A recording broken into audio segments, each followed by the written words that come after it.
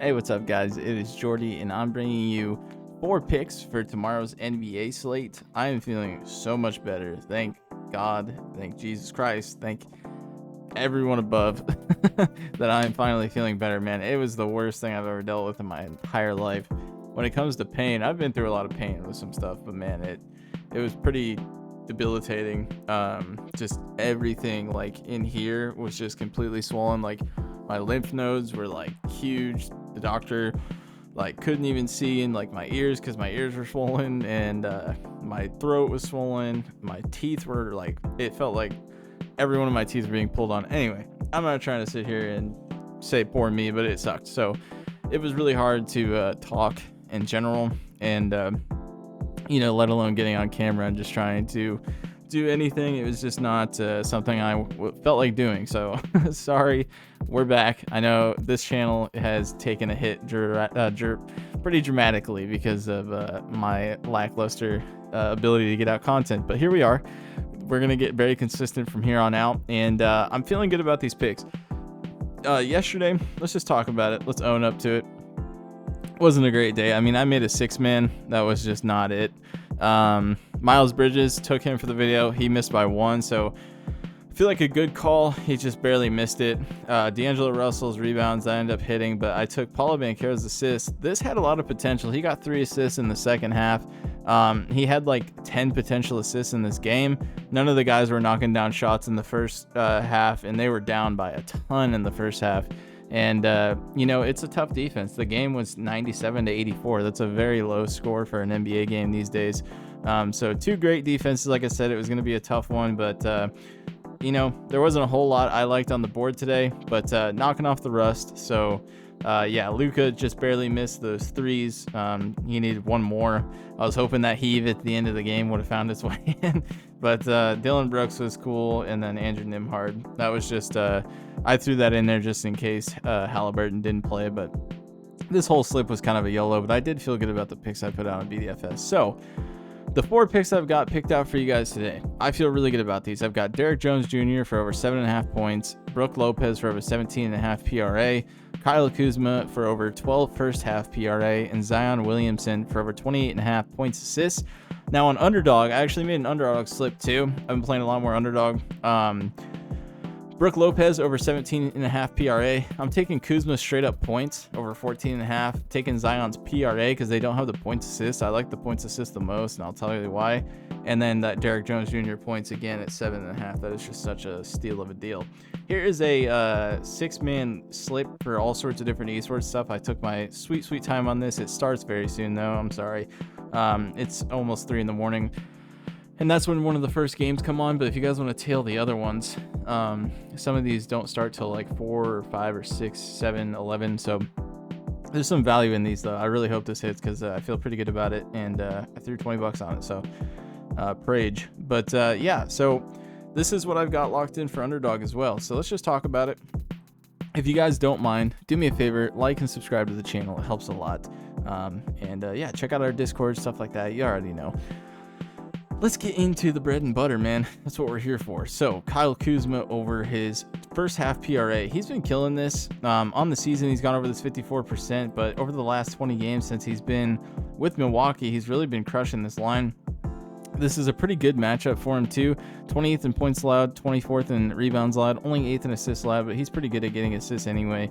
In the head-to-head, he's hit this every time and pushed it once, obviously with Washington. So we'll see. His usage has gotten better, honestly, and there's a lot of game time decisions tomorrow. No Bobby Portis, Giannis, Pat Connaughton, Damian Lillard, and some other guys are all not DNPs, but game time decisions. So they're probably going to play, but I do like this. This is going to be a fun matchup, them versus Indiana. Let's go ahead and just take a look at the odds for this game.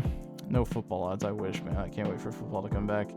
234 over under with a 3-point favorite to the Bucks. I cannot wait to watch this game. It's going to be a fun one. This is like really the only good game on for the day, so I really tried to target this game and the Clippers game because the Nets are going to get blown out. The Wizards might keep it competitive, but I'm expecting them to get torched too. So trying to stay away from some sloppy games here. But so I targeted 2 games. If you guys want some of the other stuff, go ahead. I would take unders because I think they're going to be blowouts. So Yeah, I like Kuzma for this first half PRA for prize picks. They don't have this on underdog, sadly, or I would take it. Sometimes they do, so keep an eye out for it tomorrow. They might put it out, but yeah, I like this, so I'm taking this over. On underdog, I'm taking the points. I really do like the points. If we take a look here, the points are favored at a -126 to go over. So I do feel good about the points as well at 14.5. So yeah, going to be taking that for over. And then if we take a look here, Derrick Jones Jr. for his points, I mean, this is already bumped to 8 on prize picks probably. It's saying that on Outlier. It wouldn't surprise me. It's going to get bumped. His first game back, he dropped 17 points. You know, he's a stud for sure. I love Derrick Jones Jr. I take his stuff all the time. So I love Derrick Jones. I guess his first game back was on the 7th. I got to stop doing that. But yeah, his first game back was on the 7th. He's hit this twice since he's been back, and he's hit it in every single head-to-head. He's just a really good player. I like this guy a lot. If he gets the opportunities, he's going to put the ball in the basket, and he's getting a lot of minutes right now because there are some injuries still. No Norm Powell, and Ben Simmons obviously isn't playing yet, but obviously Kawhi is back, so his minutes will probably be back down to like 24 or 25 minutes. But if they need him, they need him, so they'll put him in the game. But I like his points, so I'm taking his points. Great matchup, 26 in points allowed, so I do like the points at... Oh, that's his points assists at 8. Okay, that makes sense. So yeah, his points assists look good too. If you want his points assists, go for it. I'm just taking the points at 7.5. The 8's a good number for him to just hit that, but you're getting an assist on top of that, so if you want the points assist, go for it.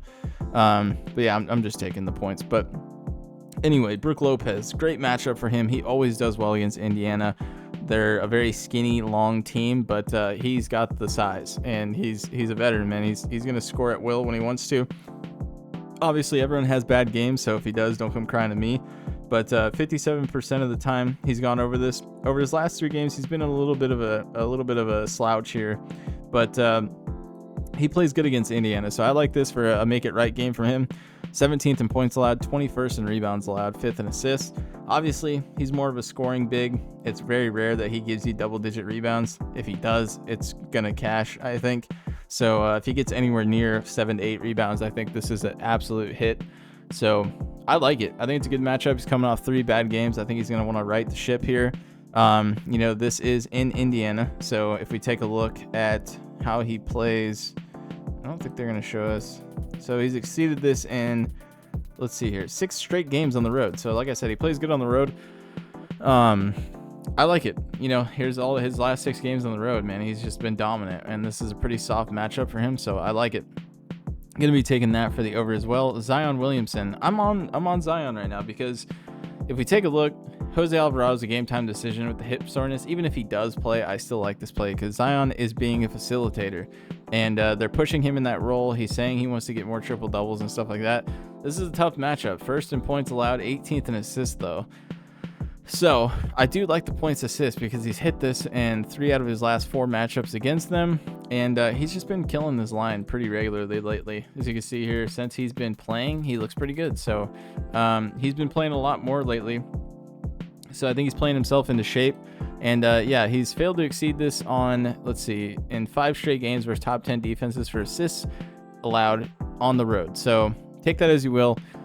He's not playing great on the road against top 10 defenses. Oh, this is actually at home. So that's just in general. So against top 10 defenses in assists allowed, he's not doing well in this. But they're not. They're 18th. So I don't know.